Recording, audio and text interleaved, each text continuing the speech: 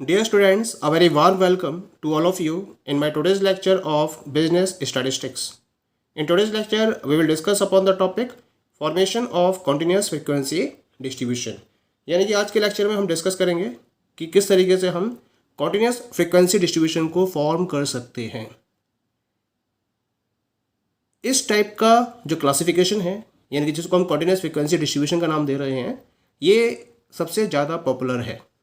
यानी कि जो कॉम्प्लेक्स डेटा आपके पास अवेलेबल होता है उसको कभी कभी आप डिस्क्रीट फ्रीक्वेंसी डिस्ट्रीब्यूशन के बेसिस पर फॉर्म कर तो सकते हो, लेकिन it is taking too much time. तो इस पर्टिकुलर प्रॉब्लम को सॉल्व करने के लिए कॉन्टिन्यूस फ्रीक्वेंसी डिस्ट्रीब्यूशन को इंट्रोड्यूस किया गया था। किस तरीके से कॉन्टिन्यूस फ्रीक्वेंसी डिस्ट्रीब्यूशन को फॉर्म किया जाता है, इसको समझने से पहले हमें इसके साथ में रिलेटेड कुछ पर्टिकुलर टेक्निकल टर्म्स को समझना ज़रूरी है। एक्चुअल में जो प्रोसेस हम डिस्क्रीट फ्रीक्वेंसी डिस्ट्रीब्यूशन के फॉर्मेशन के केस में फॉलो करते हैं, वही सारे स्टेप्स कॉन्टिन्यूस फ्रीक्वेंसी डिस्ट्रीब्यूशन के केस में भी फॉलो किए जाते हैं, लेकिन कुछ पर्टिकुलर टेक्निकल टर्म्स के साथ में, क्योंकि इसमें क्लास वाइज डेटा को अरेंज किया जाता है। तो यहाँ हम पहले उन पर्टिकुलर टेक्निकल टर्म्स को डिस्कस कर लेते हैं। The very first one is the class limits. The class limits are the lowest and the highest values that can be included in the class. यानी कि कुल मिला के जो क्लास आप डिफाइन कर रहे हो उस क्लास में लोएस्ट और हाईएस्ट वैल्यूज को हम क्लास लिमिट्स का नाम देते हैं, जो उस क्लास में इंक्लूड की जाती है। फॉर एग्जांपल, अगर मैं ये बात कर रहा हूँ क्लास 20 to 40 की, तो 20 to 40 क्लास में जो लोएस्ट वैल्यू है वो है 20 और जो हाईएस्ट वैल्यू है वो है 40। इन दो बाउंड्रीज को क्लास में, ये दो बाउंड्रीज हैं, इनको हम लोअर लिमिट और upper limit of the class का नाम भी देते हैं। 20 हो गई lower limit of the class and 40 हो गई upper limit of the class. इस क्लास लिमिट का मतलब ये हुआ कि कोई भी वैल्यू 20 या 20 से ज़्यादा होगी वो इसमें इंक्लूड की जाएगी, और 40 से कम होगी वो इसके अंदर इंक्लूड की जाएगी, बाकी और कोई भी वैल्यू इसमें इंक्लूड नहीं की जाएगी। Next come to the second one, that is the class interval. Class interval का मतलब क्या है? The difference between the upper and lower limit of a class is known as class interval of that class. यानी कि किसी particular class के reference में उसकी अपर लिमिट और लोअर लिमिट का जो डिफरेंस होता है उसको हम क्लास इंटरवल का नाम देते हैं। फॉर एग्जाम्पल, अगर मैं बात करूँ क्लास 100 to 200 की, तो 100 to 200 क्लास में जो क्लास इंटरवल है वो कितना होगा? 200 - 100, क्योंकि 200 है इसकी अपर लिमिट और 100 है इसकी लोअर लिमिट, तो 200 में से 100 को माइनस कर देंगे, आ जाएगा 100। तो this is known as the class interval, जिसको हम स्मॉल आई से डिनोट करते हैं। जब हम फ्रीक्वेंसी डिस्ट्रीब्यूशन को कंस्ट्रक्ट करते हैं तो उसके रिगार्डिंग हमें एक इंपॉर्टेंट डिसीजन लेना होता है कि वह जो क्लास इंटरवल है उसकी विड्थ क्या होनी चाहिए। जैसे ऊपर एग्जाम्पल में क्लास इंटरवल की विड्थ है 100, तो ये 20 भी हो सकती है, 10 भी हो सकती है, 30 भी हो सकती है, 40 भी हो सकती है, 50 भी हो सकती है, 100 भी हो सकती है, 500 भी हो सकती है। तो ये डिपेंड करेगा कि डेटा में क्या क्या वेरिएबल्स अवेलेबल हैं उसके अकॉर्डिंग, और आपको कितनी क्लास चाहिए उसके अकॉर्डिंग क्लास इंटरवल की विड्थ को डिसाइड किया जा सकता है। एक सिंपल फॉर्मूला है इसके रेफरेंस में, जिसके बेसिस पर हम क्या कर सकते हैं? एप्रोप्रिएट क्लास इंटरवल को एस्टिमेट, उसके एस्टिमेट को ऑब्टेन कर सकते हैं। क्या है formula? Small I is equal to L - S upon K, जहाँ L गिवन सीरीज के अंदर लार्जेस्ट आइटम को रिप्रेजेंट करता है, S स्मॉलेस्ट आइटम को रिप्रेजेंट करता है, और K नंबर ऑफ क्लासेस को रिप्रेजेंट करता है। मान लीजिए एक एग्जांपल के तौर पर इसको डिस्कस कर लेते हैं। एक क्लास है जिसमें 100 स्टूडेंट्स हैं और उनके जो मार्क्स हैं वो 5 to 95 तक वेरी कर रहे हैं। यानी कि लोएस्ट जो मार्क्स हैं या जो स्मॉलेस्ट मार्क है वो 5 है और जो हाईएस्ट मार्क्स हैं वो 95 है, और हम यहाँ 9 क्लासेस को फॉर्म करना चाहते हैं। तो उस केस में क्लास इंटरवल क्या होगा? उसका फॉर्मूला क्या जाएगा आपका? L - S upon K, that is the formula. L का मतलब हो गया largest item, that is 95, S smallest item, that is 5, upon number of classes कितनी चाहिए आपको? 9, तो 9 से डिवाइड कर देंगे। 95 - 9, 90 अपॉन 9 यानी कि 10 आ गया। तो यहाँ कुल मिला के जो क्लास इंटरवल होगा वो 10 का होगा। तो जो स्टार्टिंग क्लास होगी वो कितनी होगी? होगी 5 to 15, अगली होगी 15 to 25, नेक्स्ट होगी 25 to 35, और इस तरह से हम टोटल 9 क्लासेस में इसको फॉर्म कर देंगे। क्लियर हो गया? अब हम बात करते हैं क्लास फ्रीक्वेंसी की। क्लास फ्रीक्वेंसी क्या होती है? The number of observations corresponding to a particular class is known as the frequency of that class और द क्लास फ्रीक्वेंसी। यानी कि एक पर्टिकुलर क्लास के रेफरेंस में या उसके करस्पॉन्डिंग जितने total number of observations count किए जाते हैं उसे हम उस क्लास की फ्रीक्वेंसी या फिर क्लास फ्रीक्वेंसी का नाम देते हैं। एग्जाम्पल के तौर पर अगर मान लीजिए कि हम बात कर रहे हैं 5 to 15 क्लास की, और 5 to 15 क्लास में टोटल नंबर ऑफ स्टूडेंट्स अगर 12 हैं, तो जो इसकी फ्रीक्वेंसी है, इसकी फ्रीक्वेंसी कितनी जाएगी? इसकी फ्रीक्वेंसी हो जाएगी उस केस में 12। क्लियर? फ्रीक्वेंसी कितनी जाएगी इसकी? That will be 12। It is clear? तो इस तरह से हम किसी पर्टिकुलर क्लास के रेफरेंस में उसकी फ्रीक्वेंसी को ऑब्जर्व कर सकते हैं। That is clear? अब हम क्या करेंगे? अब हम इन टेक्निकल टर्म को ध्यान में रखते हुए एक एग्जाम्पल को डिस्कस करेंगे और उसके बेसिस पर हम डिस्कस करेंगे कि किस तरह से हम दिए हुए सेट ऑफ डेटा से कॉन्टिन्यूस फ्रीक्वेंसी डिस्ट्रीब्यूशन को रिप्रेजेंट कर सकते हैं। So here we will discuss about the formation of a continuous frequency distribution. तो एक एग्जाम्पल दे रखा है इसके रेफरेंस में। एग्जाम्पल क्या है आपका? Prepare a frequency table for the following data with width of each class interval as 10। Use exclusive method of classification. Data दे रखा है आपको यहाँ पर 57, 44, 80, 75, 00 अप टू रेस, और लास्ट में ये आपको 69 तक दे रहा है। ठीक है? तो जो डेटा आपके पास अवेलेबल है उस डेटा के बेसिस पर आपको क्या करना है? एक फ्रीक्वेंसी टेबल, वो भी कॉन्टिन्यूस फ्रीक्वेंसी टेबल तैयार करनी है, और इसमें आपको क्लास इंटरवल की विड्थ दे रखी है, that is given you equal to 10। ठीक है? तो ऑब्वियस है मिनिमम मार्क्स यहाँ पर 0, तो क्लास इंटरवल आपकी शुरू होगी 0 to 10 से, और 0 to 10 से शुरू होकर ये 10 to 20, 20 to 30 अप टू रेस। हाईएस्ट वैल्यू दे रखी है इसमें आपको, दैट इज इक्वल टू 96। तो ये वैल्यू जाएगी आपकी 100 तक। ठीक है? तो हम इसको मार्क्स में हम क्लास को रिप्रेजेंट करते हैं 0 to 10, then 10 to 20, then 20 to 30, then 30 to 40, then 40 to 50, then 50 to 60, then 60 to 70, then 70 to 80, 80 to 90, और लास्ट में आपके पास आ जाएगी 90 to 100। तो इस तरह से ये आपके पास टेबल, ये आपने क्या करा है? मार्क्स को क्लास वाइज डिफाइन कर दिया है। अब हमने मार्क्स को क्लास वाइज डिफाइन कर दिया है, हमें अब टैलीज को ऑब्टेन करना है। 0 to 10 का मतलब है कि 0 या फिर उससे ज़्यादा वैल्यू और 10 से कम वैल्यू 0 to 10 क्लास में इंक्लूड की जाएगी। तो जस्ट हैव अ लुक कि कौन कौन सी वैल्यूज़ 0 to 10 के केस में लाई कर रही हैं। ठीक है?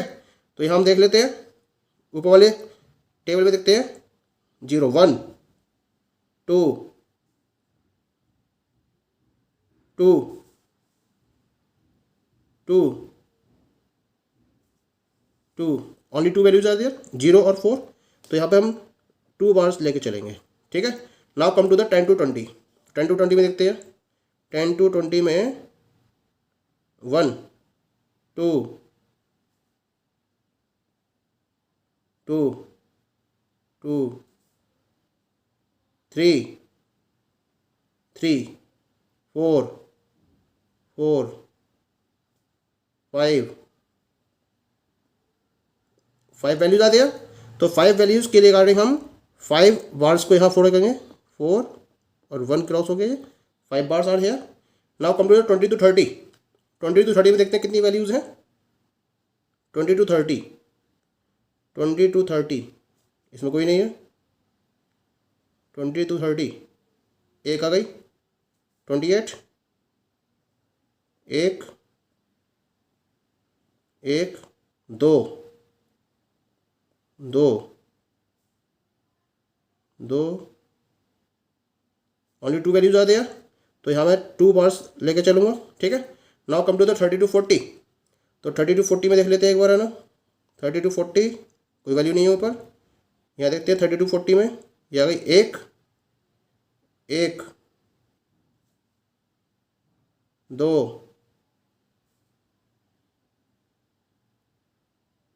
तीन, चार, पाँच। पांच वैल्यूज आ गई इसके अंदर 32 40 में। 1 2 3 4 5। 42 50 की बात करते हैं अब, है ना। तो 42 50 में देख लेते हैं एक बार, है ना। तो 42 50 में 1 2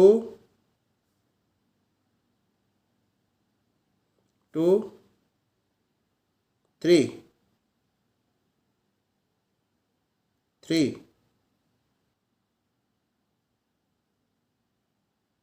4 5 6 7। 7 वैल्यूज है कुल मिला के। 1 2 3 4 5 6 7। 7 बार्स आ गए यहाँ पर। Come to the 52 60। 1 2 3 4 5 6 7 8। Total 8 items are there. 1 2 3 4 5 6 7 8 items. तो 8 बार्स को मैंने शो कर दिया यहाँ पर। ठीक है। 60 to 70 में देख लेते हैं हम कौन कौन सी वैल्यूज है। 60 to 70। 1 2 3 4 5 6 7। टोटल 7 वैल्यूज आ दिया। 1 2 3 4 5 6 7। 70 to 80 में देख लेते हैं कितनी वैल्यूज है यहाँ पर। 70 to 80 में 1 2 3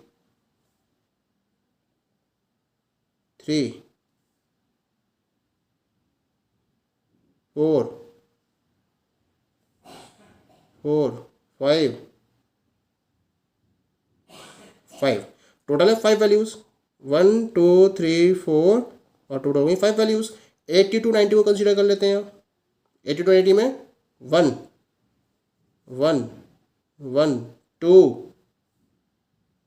2 3 4 4 4 4। टोटल कितनी वैल्यूज है। 4 वैल्यूज आ दिया। 1 2 3 4। ठीक है। 90 to 100 में देख लेते हैं बार लास्ट। 90 to 100 में यहाँ कोई नहीं है, यहाँ भी कोई नहीं है। ठीक है। 1 1 1 1 2। ओनली 2 वैल्यूज आ दिया। तो इसको लिख देते हैं 2। अब क्या करना है मुझे, फ्रीक्वेंसीज काउंट कर लेते हैं यहाँ पर, है ना। 0 10 में 2 आ गई, इसमें 5 आ गई, इसमें 2 बार्स दे रखे हैं, इसमें 5 बार्स दे रखे हैं, 5 और 2 7 बार्स दे रखे हैं, 5 और 3 8 बार्स दे रखे हैं, 5 और 2 7 बार्स दे रखे हैं, 5 बार्स दे रखे हैं। तो 5 हो गई फ्रिक्वेंसी इसकी। इसमें 4 बार्स दे रखे हैं तो इसकी 4 फ्रिक्वेंसी हो गई और इसकी हो गई 2 फ्रिक्वेंसी। ठीक है। तो इस तरह से आपने टोटल हर क्लास के रेफरेंस में फ्रिक्वेंसी को काउंट कर लिया। अब मैं देख लेता हूँ उसका टोटल कितना आ रहा है। क्योंकि यहाँ पर जो टोटल नंबर ऑफ क्लासेस आपको दे रखी हैं, जो टोटल डेटा दे रखा है वो कितना है। 1 2 3 4 5 6 7 8 9 10। 1 2 3 4 5 यानी कि 50। तो टोटल इसका 50 के इक्वल आना चाहिए। ठीक है। तो इसका मतलब हमने बिल्कुल सही तरीके से इसको रिप्रेजेंट किया होगा। अगर हमारा टोटल 50 आता है तो here we will count the total of the frequency. तो टोटल हम देख लेते हैं इसका कितना आता है। 2 और 5 7 और 2 9 और 5 14 14 और 7 21 और 8 29 29 और 7 36 36 और 5 41 41 और 4 41 और 4 45 और 2 47। ये टोटल 47 आया। इसका मतलब कहीं ना कहीं कोई वैल्यू हमने मिस करी हुई है। ठीक है। एक बार इसको चेक कर लेते हैं। 0 to 10 देख लेते हैं फिर से। 1 2 2 2 सही है हमारा। 10 to 20 में देख लेते हैं एक बार इसको, है ना। 10 to 20 में 1 2 3 3 4 5 6 6, तो 5 थी हमारी, ये हुई 6। एक तो मिस्टेक हमारी यहाँ पर आ गई 6 की। 20 to 30 में चेक कर लेते हैं एक बार इसको हमें ना। 20 to 30 में यहाँ पर कोई नहीं है 20 to 30 में, ठीक। 1 2 3 4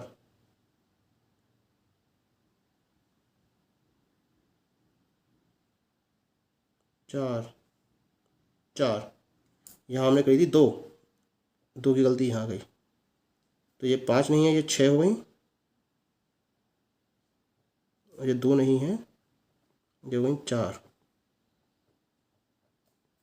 ठीक है, अब टोटल देखते कितना आ गया हमारा। 6 और 2 8, और 4 12, और 5 17, 17 और 7 17 और 7 24, 24 और 8 32, 32 7 39, 39 4 44, 44 4 48 2 50 आ गया टोटल पूरा हमारा।